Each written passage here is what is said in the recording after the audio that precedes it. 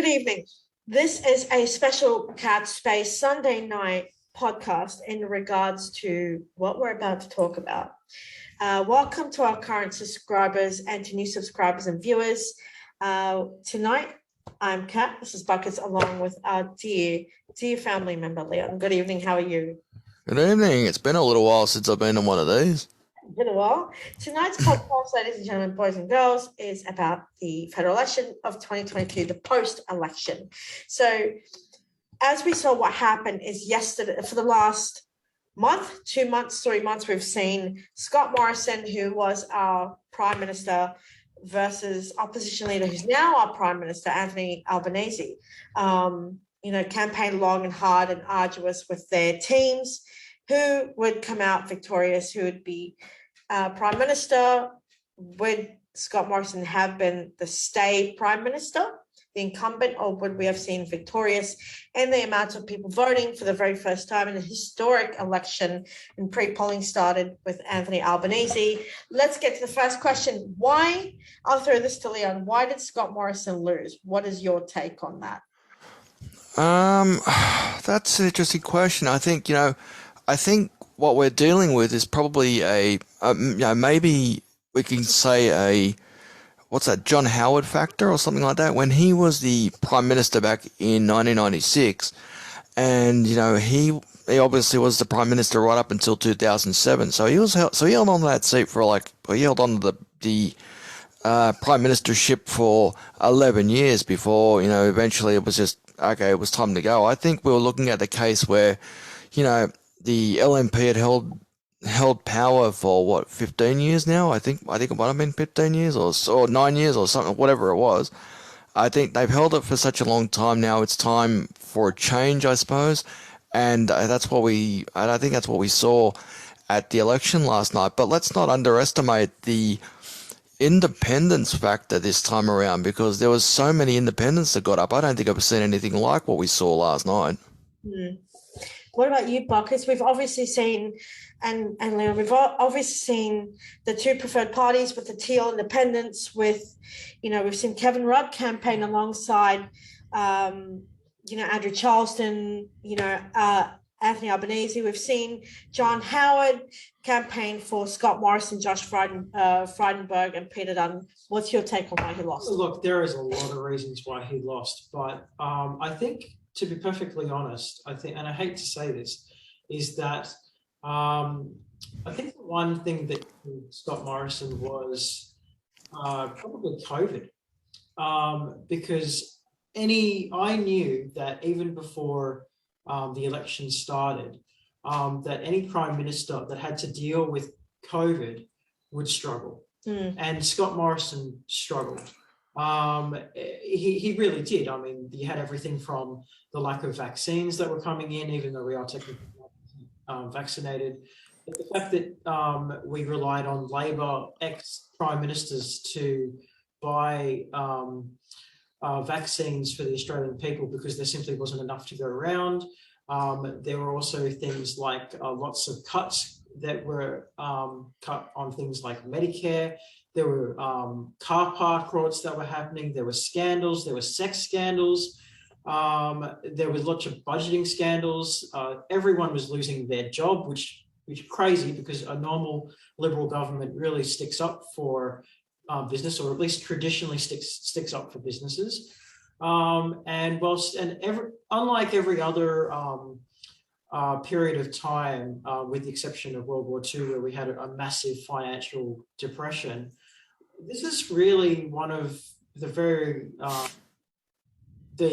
probably the most modern times where every Australian household has felt what it's like not to have an income, not to have a job, not to have stability, not to have enough food. And that's really, really, really scary for everyone on a global scale. So I think what people really wanted was just a change from that, because they were tired of having a stabilization problem. And is my family going to be okay under this government? And I think that was the thing that changed.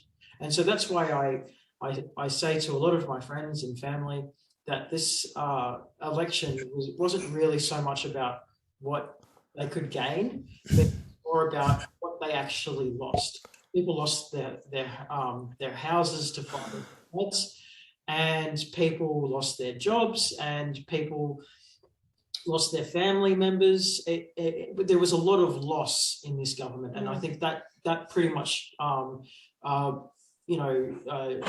was the change. That's why there needed to be a change in government. I think if there wasn't so much loss, we would probably still be under a Liberal government.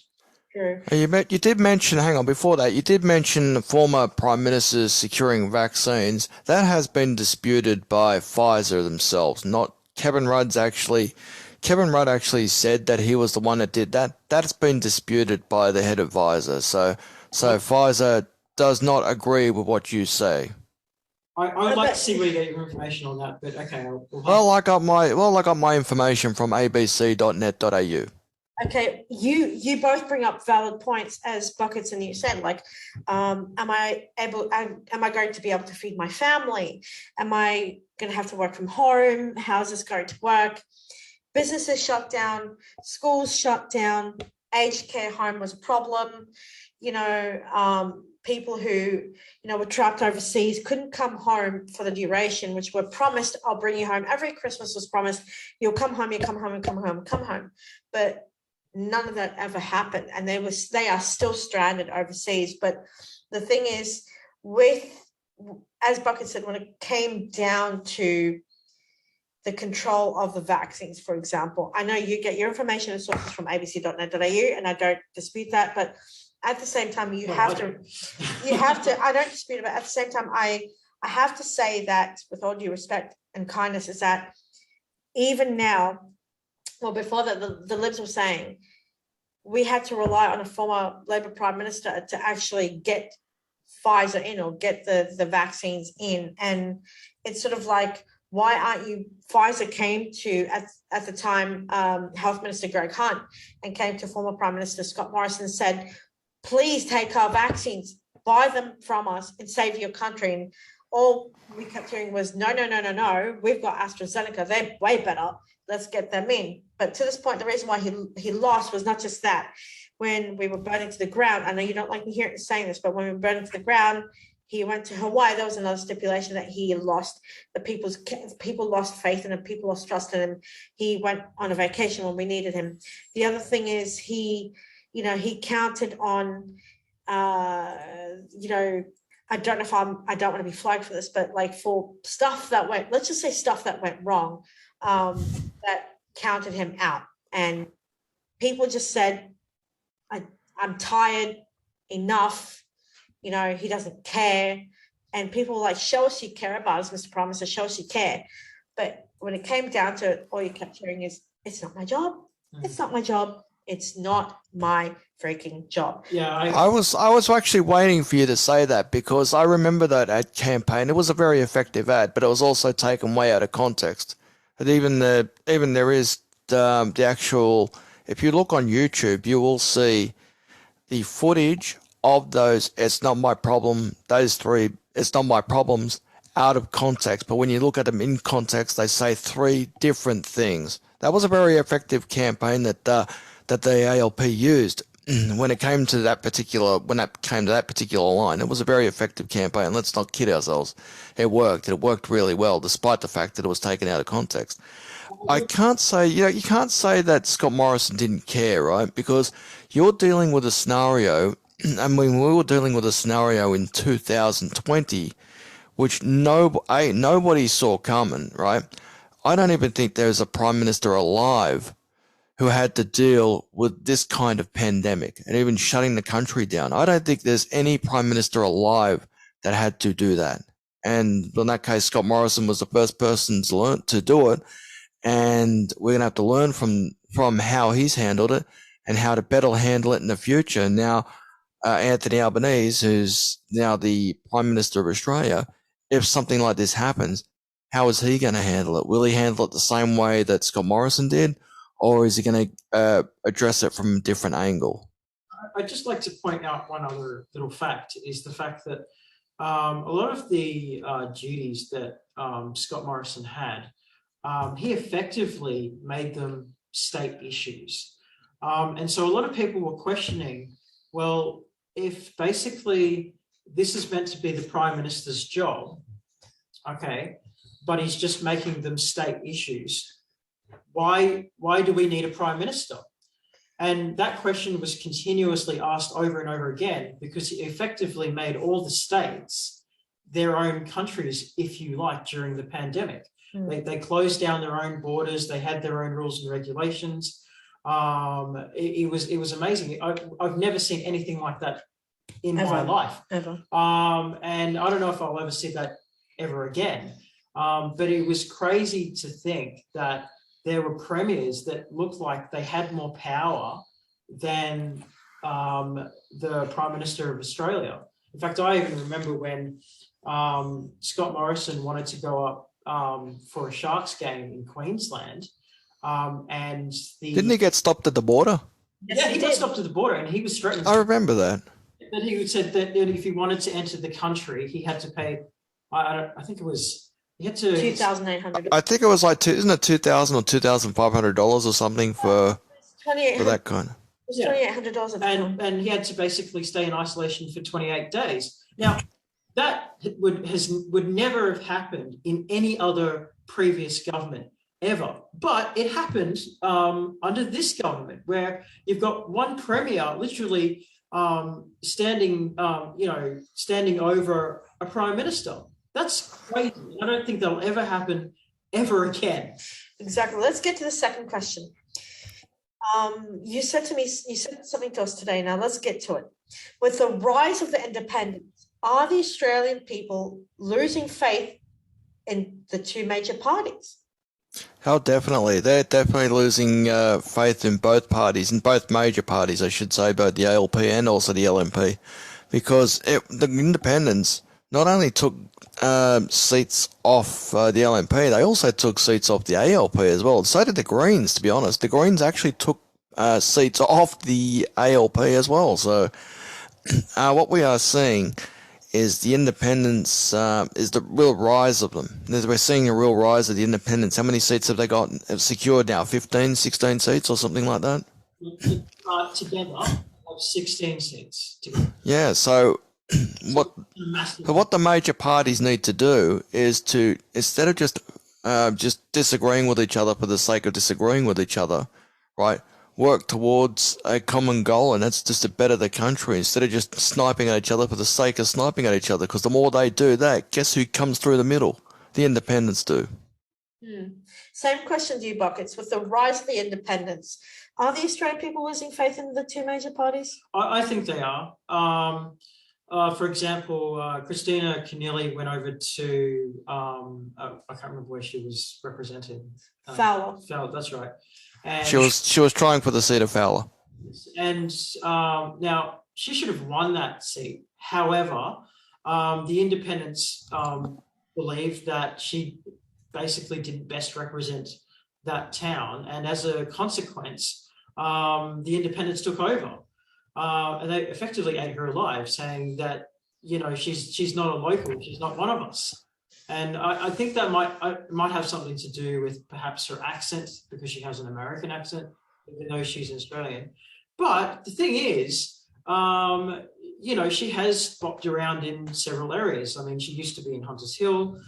She was in another area as well. She doesn't actually just stayed in one area. She's actually been in 3.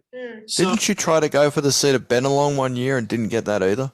She did, but something went wrong, and her campaign went belly up, and as a consequence, might be the personality issue. I don't think the fact that she's American is the reason why they hate her. No, I don't think that's the case.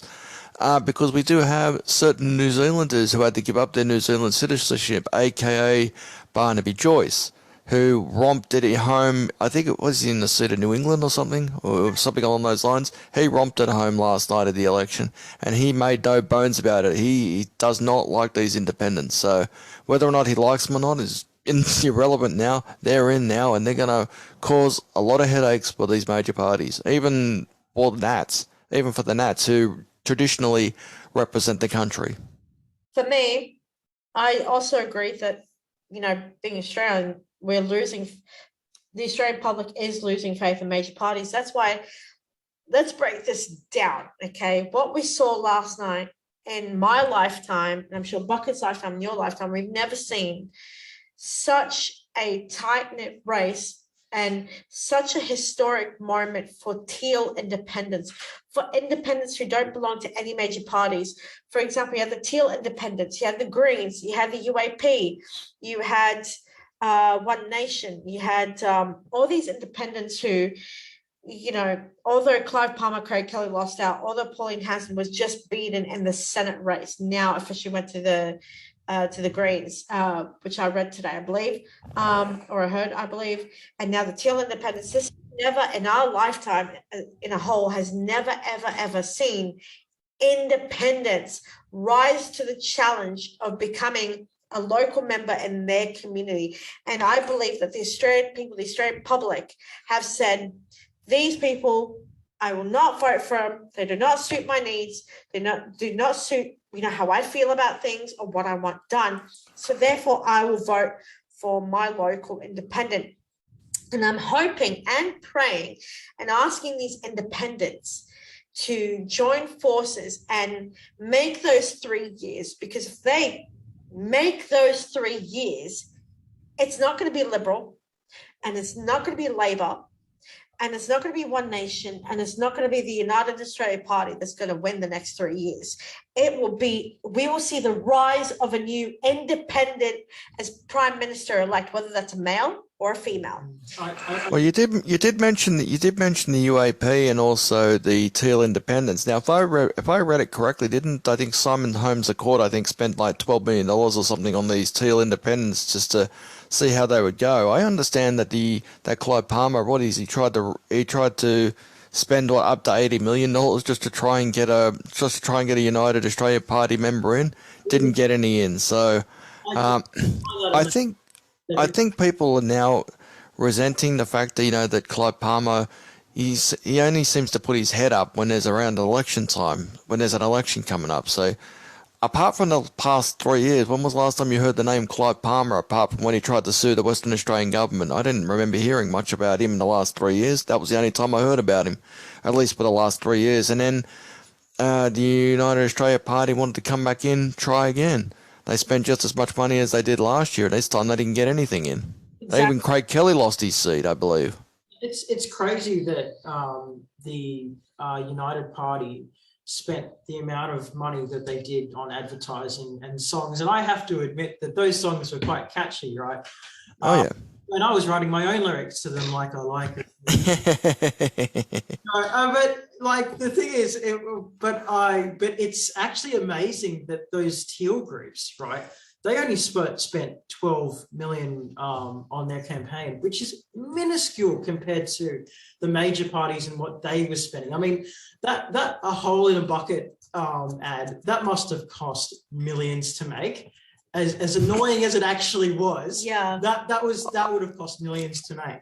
I heard a remix or something. I think it was on Today FM I don't think it was Today FM. The Kyle and Jackie O show. They actually played a remix of that particular song, and they turned it into like a dance ball thing. I need to find that one just to play it on one of my shows or something. That'd be hilarious to do.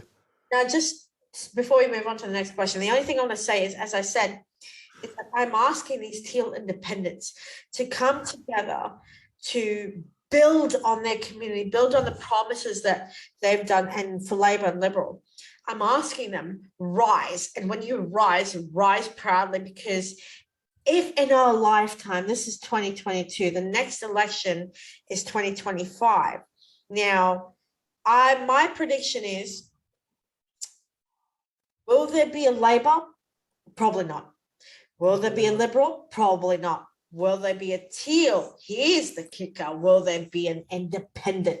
Now, independents can be powerful. People see them as weak, but they're not that powerful. The thing is about the independents is that this is why they're so dangerous, right? Is because if the Teals get in, or any independents get in for that matter, and there's a hung parliament, that's when it gets really, really, really dangerous. So last time we had a hung parliament, we had In 2010, wasn't it? Yeah, we had Pauline Hanson in, and she was part of that hung parliament, which means that the Labor Party and the Liberal Party both had to pass, or at least try to pass, very racist laws to be put in place in order to get some sort of balance of power back to run government. And it was crazy that both parties did not want to make a deal with One Nation, but they were pretty much forced to, because if they didn't, then they just simply couldn't be the Prime Minister of Australia. And this is where Tony Abbott didn't want to do it, but was forced to do it. But again, Tony Abbott didn't actually last long as a Prime Minister, and he was booted out rather quickly. So, but the thing is, maybe it was for the best. But the thing is, the thing about independents is that they are independents for a reason. They do represent their communities, but they will never be the Prime Minister of Australia. They'll always. Oh, you don't know that. No, it's true, because they don't have the numbers. Oh, you don't know that. Well, unless a Teal party can maintain 74 seats or 76 seats. 76 seats is the target. They can never be a major party. They will always be a small party, but they might be a hindrance in a way to making them to become prime ministers, and that's where either the Labor Party or the Liberal Party has to make a deal with them, otherwise they won't get the support. For me, Sorry, go on. Obviously, I voted for Labor in my community. I voted for Albo, and do I want to see Albo succeed? Of course. I want him to win and keep winning. I want him to make Australia so amazing.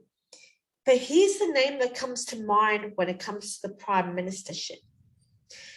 The man, I believe, maybe if, say, God forbid, Albo decides to go, I've had enough, don't want to do this no more.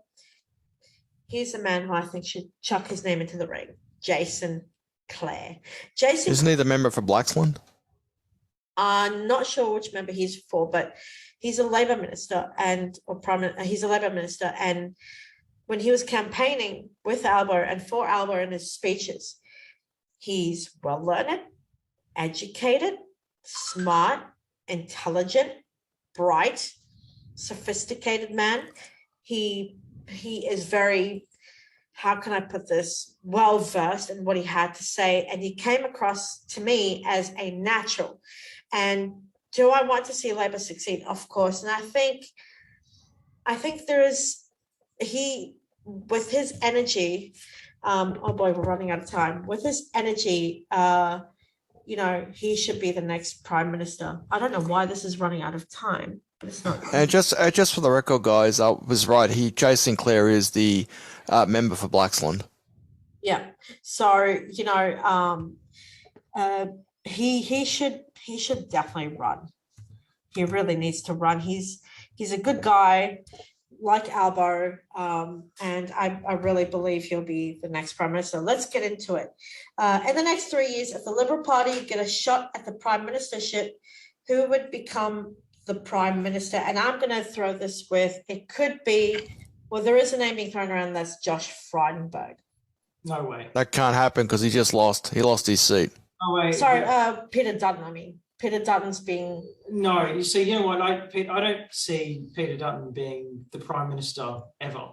The Liberal Party have way better leaders than him. He's not well liked. No, he isn't. It's amazing that he was even able to keep his seat. That was a complete fluke, in my opinion. But the Liberal Party just have way better leaders that could potentially run their run that could take the spotlight. How the political landscape is panning out at the moment is they may play some identity politics, and they'll probably want a woman in power. That's always a positive thing. and also someone who may be multicultural, also someone who's very highly educated, and also someone who's experienced. So, yeah, that's not. Peter Dutton is well experienced, but I mean, like, he's associated with a lot of corruption as well, and that might turn people off. And as soon as Albanese basically sets up a federal ICAC, I think that'll destroy his chances of becoming PM, to be perfectly honest. He might be an opposition leader, perhaps, but I don't see him becoming the next Prime Minister of Australia. What do you think, Leon? Well, I agree with you, Kat. I think Peter Dutton's probably going. Peter Dutton will be the opposition leader, because there's no doubt about it. He's managed to hold on to his seat, even with an onslaught of backlash. I mean, not from the community. I'm talking about from the challenges that came after him for that particular seat this go around, and he's managed to hold on against all that. So he'll be the opposition leader, at least going for now. There is really two names that I'm thinking right now at the top of my head. Obviously, Peter Dutton is one of those guys. I don't know if Barnaby Joyce has the discipline to be an opposition leader or a prime minister. He would be the most charismatic prime minister since Bob Hawke, no doubt about that. But apart from that, I don't know who could possibly lead the LNP if they do come into power or in the future. It's hard to say at this time. I think maybe we'll just leave that as a question mark for now. Yep. But I personally don't see it would be Peter Dutton. Let's look at the next question. Since Australia, and let's look at it this way, since Australia is $3 trillion in debt currently, what possible means can Labor improve for the situation? I repeat, since Australia is $3 trillion in debt, what possible means can Labor improve the situation? Well, transport's obviously a big one. So you'd think $3 trillion is a lot of money, and just. But if you fix up transport and you get people back to work, they'll need to go to work, right? And they'll need to get from A to B. So they could probably easily make, assuming, of course, that everyone pays $2.50 on their card to get to A to B, they could easily make $2.5 million in a single day. But the jobs have to be there. So as long as it's the jobs are open and we get more and more work, and there's more infrastructure being built, I think we can quite easily get out of the $3 trillion debt. I also think if we have more Australian jobs in Australia, like more Australian manufacturing, for which we sell overseas, then again we could make way more money. But we're going to have to, I think we're going to have to stop, because I've noticed with past Liberal governments where they've upset foreign leaders such as Putin and other foreign leaders, is that they've all created these trade embargoes kind of thing. So we've got to stop annoying our foreign leaders. Because if we keep annoying them, they're just going to do more trade embargoes. So if we can find a way to break the trade embargoes, then we'll get out of our $3 trillion worth of debt fairly easily. That's how. And just for the record, guys, I've just had a look at the Commonwealth debt right now. This is off the Australian Parliament of Australia's own website. The debt right now, the national debt in Australia is just under $1.2 billion of debt. So we've gone down. Okay. 1.2, yeah, something along those lines. So it's not 3 as you said earlier. Okay, that's great. So we're doing better already. Okay, so let's get to the next question. Why? I know it's similar to the first question, but Leon, I'm going to chuck this to you, my friend. Why did the Liberal Party lose? I know we just discussed it, but why did they really lose? Like, what was the reason? We discussed why Scott Morrison lost. But why did the party itself, the LNP itself? Because if you look at the LNP, and forgive me for saying this, I'm not trying to be ignorant, it's just me trying to educate myself. The LNP, if you look at it, it's kind of like, the American version of the Grand Old Party, the GOP, which are Republicans. But why did the Liberal Party lose, like in a whole? I think what happened is it took the parties too long to figure out how they're going to. Well, I don't know. To be honest, I really don't have an explanation for it. I thought, I'm thinking, as I said at the start, I think the fact that they'd been in there for God knows how many years, and I'm looking at it as the John Howard factor. Not as a negative, but John Howard was the Prime Minister from 96 to 2007. So it's a long time in Parliament. It's a long time, for one party to be in power for. So I think that's probably one of the reasons. I think another one of the reasons is the rise of the independents, as we have been mentioning throughout the show. Unpopularity, I suppose you could say. The two-party preferred, that played a factor. I think the overall popularity between the Prime Minister and both of them were pretty low, and some of them are still pretty low at this point too, by the way. So it's a number of factors, but I think probably another one of those situations with the rise of the independents as well. What do you think, Buckets? I think maybe character had a lot to do with it. So there are a lot of when Scott Morrison and also the Liberal Party were faced with a lot of problems and situations that were going on that were quite close to people's hearts. A lot of the time, Scott Morrison would joke about it. I'm sure he didn't mean it, I'm sure he meant it just as a joke, but a lot of people took that to heart. And so I think one of the things that was missing was empathy. And so when you have a situation where people have lost their homes and they're flooded and they're living in poverty and whatever, and he's just joking around and stuff and got no empathy whatsoever, that would have been a big, big, big problem for which the Labor Party could have just used as fuel to the fire. So it's basically like shooting yourself in the foot. In fact, hopefully our political party members can actually learn from this and go, oh, I better not say something too stupid so I don't shoot myself in the foot next time and be seen as a careless wreck.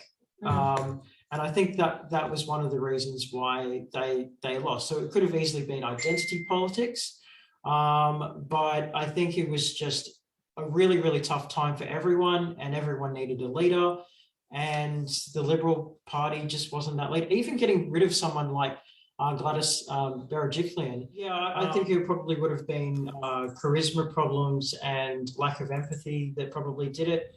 And when everyone was looking for a leader, Scott Morrison probably wasn't there enough, So, and look, disease and famine and everything that goes with it are serious issues that everyone had to deal with, and as a consequence, we needed some strength and stability, and we just weren't getting it from the Liberal government.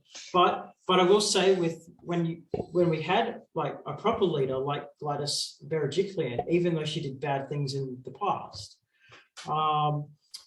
the fact that they got rid of her over something that happened 10 years ago during the worst period of time, when we really needed a decent premier. I mean, again, a lot of people were really upset about that in New South Wales, especially when she was doing such a good job protecting us from COVID. Here's what I think of why they lost, and you both have raised some valid points. Why I think they lost is because there's been so much infighting in public, and the infighting got to the outside, got to the Australian people, got to the Australian public, and everyone thought that it was like a high school battle between, the popular guy or the popular boy, head boy of the school versus his clique, kind of got, saw him, as, this person. like this person, and it just got to a point where the Australian public has said, why should we vote for these people? It's like a high school clique. It did actually feel a lot of the time like two boys were fighting in a schoolyard. And I think the Australian people just got sick of that. And it's bad enough when you're fighting the opposition, but when you're fighting amongst yourselves, that is not a good look. And that happened all the time in the Liberal Party, all the time. Actually, it happened also in the ALP around 2010 and 2012 as well, with the Gillard-Rudd situation. That was, I'll tell you what, one thing one thing that we haven't talked about, and it's actually a very interesting point, right? Obviously, we got to give credit where it's due, because Scott Morrison actually went through the whole term from start to finish, still being the Prime Minister. You know the last Prime Minister to do that? John Howard. John Howard, exactly. From, was it 03 to 07 or whatever it was? But apart from that, there was just like a revolving door of Prime Ministers. Obviously, when Kevin Rudd came in, then Julia Gillard came in and knocked off bloody Kevin Rudd. Then we saw Kevin Rudd, Julia Gillard, Kevin Rudd. And then we went Tony Abbott, Malcolm Turnbull. So that was 5. That was 5. And then, I'd say Tony Abbott, then Malcolm Turnbull. And then we had Scott Morrison. And Scott Morrison is the only one out of those last 4, I should say 4 because I mentioned Kevin Rudd twice, to actually gone through a whole term. So I know in the UK, I know it was mentioned in the UK about the Australian politics, how much of a joke it had become in those 10 years or whatever it was. But it's nice to know that there was one Prime Minister who stayed from the time he was elected to the time he got booted out. Yeah, but you could argue why exactly that was. I mean, sometimes it got so bad to the point where Scott Morrison was using COVID as a reason why people shouldn't go to Parliament. And that was say, oh, no, Parliament won't be happening today because it's too dangerous to have you. He never said that.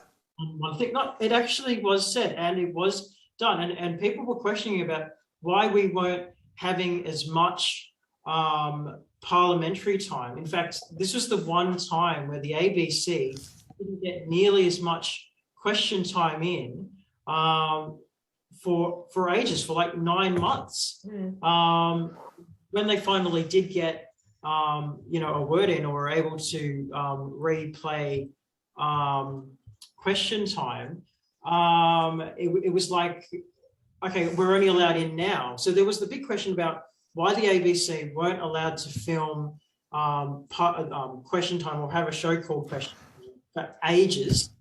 And that was purely because Scott Morrison kept saying, sorry, guys, COVID, you can't come in, it's too dangerous. You could say that same argument for all the state premiers as well. There was no parliament during COVID because of the state. The states were also locked down as well. So there was no parliament during that whole period of time as well. So this is that's not just a federal issue. That was also a state issue. Right. I remember this. And I remember, what's his name? Daniel Andrews, who is the state premier of Victoria. There was no parliament there for God knows how long. And he'd locked that part of the country down for God knows how long. They call Disneyland the happiest place on earth. Victoria during the pandemic was the most lockdown place on earth. 265 days to be exact. Yeah. It's Melbourne, yeah, have to admit. Indeed. Next question. Will Labor need to consult with the independents to have a government or to form a government in their own right? Leon. I think they have got enough right now to really just do it themselves. Oh, so right now they're on 75, okay? Just for the record, the ALP as of 8:55 p.m. on Sunday night, which is when we're doing this, they are sitting on 75 from 76, so they only have to deal with one. So they'll make a deal with Adam Bant. They don't even need the Teals. They've already got Adam Bant. So they've got Adam Bant there. There's your 76. So they have enough. They have enough for a majority in their own right. They don't need the independence. They can do whatever they want to. Well, Okay. Well, they legally and constitutionally they need 76, which means if they don't have that one extra seat, they'll have to consult with the independents, and then All I need to do is consult with Adam Band. They don't need the independence. All I have to do is speak with Adam Band. Even though he's the man from the Greens, that's all I need to speak with. That's all he needs to speak with, and the Greens will fall in. That's true, and the Greens will fall in with the Labour Party because they are on the left wing anyway. They're not going to support the coalition by any means, but they'll still need to consult with someone in order to get that 76th seat. Yeah. But they must get that 76th seat. If they don't, then they have no legal right to basically prime ministership. But, again, it's not that hard considering that the Greens are so close to the Labour Party anyway. I mean, it's basically a win, in my opinion. Let's get on with the last two questions. With the amount of money that was spent on advertising with the United Australia Party, why did they fail? I think that a lot of people who were supporting the UAP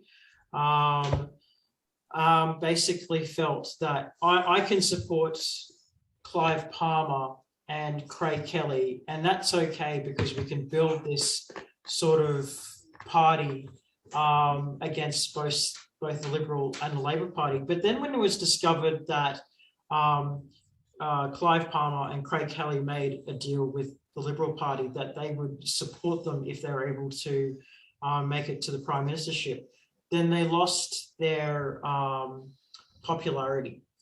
And so it was like, okay, we're saying that we don't support the major parties, but the reality was that they did support a major party, and that was the Liberal Party. And then that's when they lost a lot of their followership. And I think that's a fellowship, I should say. The only thing I want to say about this is with the amount of money they spent, I believe, Leon, you said 80 million or something like that. I think the United Australia Party, spent about $80 million on trying to get a seat, and they didn't get any. Well, there you go. With the 80 million that they spent with, bringing your superannuation back home to Australia from overseas, with home loans, we'll make home loans get lower, we'll do this, do that, get your freedom from mask mandates, freedom from vaccines, freedom from this, freedom from that. We're the freedom fighting party. We support all families, blah, blah, blah, blah. And I think majority of people decided, here's a party that, simple, straight to the point, is me. Yeah. Why should I follow the other suits and not be sure where or why I should vote? But Craig Kelly, Clive Palmer, they really sound like they're talking to me. I must, I believe in their policies. They're talking all right, but they're talking through their A, and need I say more? Need I say another letter? Of course. But the thing is, a lot of their policies were just purely unrealistic. I mean, if you wanted to just say they did file a policy where there weren't to be a mask mandate, that this 1.5 business would just go away, and everyone was free and whatever. In my opinion, that is a recipe for disaster, because 100% freedom means 100% anarchy. You cannot lead a government with anarchy. It's just not going to work. So I think they all had hidden agendas to get all sorts of tax rights and whatever. And even though they kept saying, hey, we're for your best interests with freedom and all sorts of stuff, I think it was pretty much a lie from the beginning. And hopefully enough people actually saw that to go, yeah, this is bullshit. Excuse my language. Last question, and I'm going to throw it to the both of you before I have a final say. Is Anthony Albanese another Gough Whitlam? To an extent, yes. I think a lot of his policies are very similar to Gough Whitlam. He wants to put more money in Medicare than ever before. He wants to have free education, just like Gough Whitlam did. Help in the aged care. But here's the question: is will his Governor General sack him, like Gough Whitlam? That is the number one question. Well, we don't know. We haven't allowed our new Prime Minister. And speaking of our new Prime Minister, we have to say from the bottom of our hearts, congratulations, Anthony Albanese. We knew you could do it.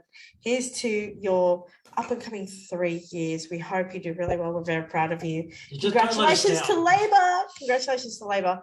But do you think, Leon, is Anthony Albanese another Gough Whitlam? It's hard to say. To be honest, I wasn't alive when Gough Whitlam was the Prime Minister, and also when he got turfed out. So the situation is like, well, only time will tell. Okay, so I agree with you guys. Only time will tell whether or not he becomes a Whitlam or not. But maybe a Bob Hawke even. Is he like Bob Hawke? No, he doesn't. No, he doesn't have the glasses, and I don't think he'll scull a beer just like Bob Hawke used to. Yeah, I think you've got to agree with that. But anyways, before it times us out, thank you so much for joining us tonight, Leon. Thanks, Buckets. Don't forget, we are on YouTube. Don't forget to go to YouTube Catspace, subscribe, and then you see the bell. Click on that so you can receive all our content. Thank you for joining us on what was an interesting 24 hours in the federal election. And once again, congratulations to Mr. Albanese and the Labour Party. Good night, Australia. Thank you for joining us. Don't forget, we are on TikTok. TikTok.com/@HelloCatspace5, and we will see you there as well. Good night. God bless and take care. Bye, folks. Bye.